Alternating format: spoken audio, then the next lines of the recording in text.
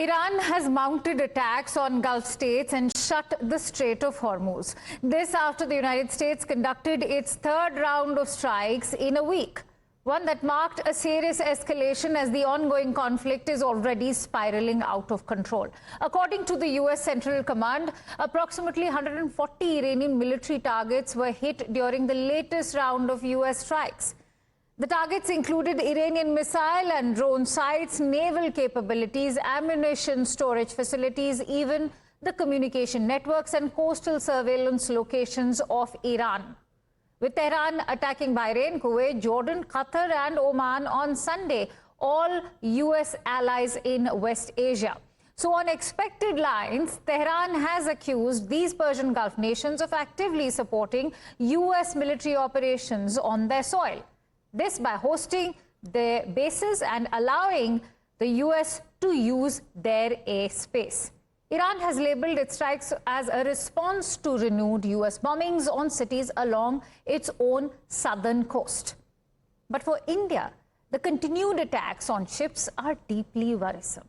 This after an Indian national remains missing after an Iranian attack, remember, on GFS Galaxy, a Cyprus-flagged commercial ship in the Strait of Hormuz off the coast of Oman. The ship caught fire, forcing the crew to flee.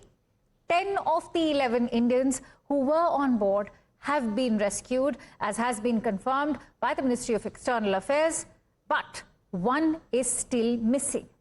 That's why India's government has called for an immediate de-escalation in the Middle East. And in a sharply worded statement, the Ministry of External Affairs has stressed that the commercial ships and civilian infrastructure must not be targeted in accordance with international law. Interestingly, the US and the GCC countries have rejected Iran's claim on the Strait of Hormuz. So much so, the US President Donald Trump, in an interview to NBC, has claimed that the strait is opened. But after the war in the Middle East began, fuel prices at the pump have surged globally, and that remains a worry.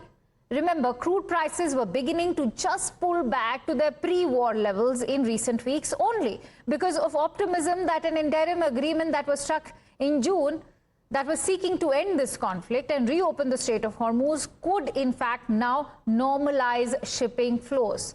But all of those hopes have now been put to waste. Global worries are back. India is currently also experiencing a significant energy price rise driven by the escalating global crude oil costs that, as we all know, are tied to the tensions in the Middle East and rising battery storage input costs as well.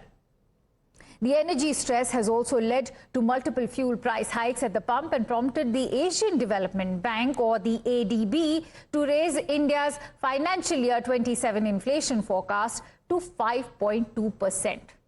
Clearly, the stalemate between Iran and the United States is now a result of the US President Donald Trump's renewed air campaign.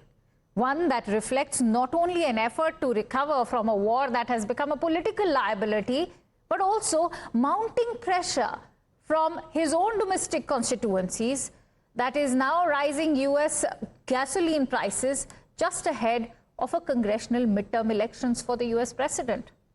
But remember, Iran is holding the power to shake the global economy.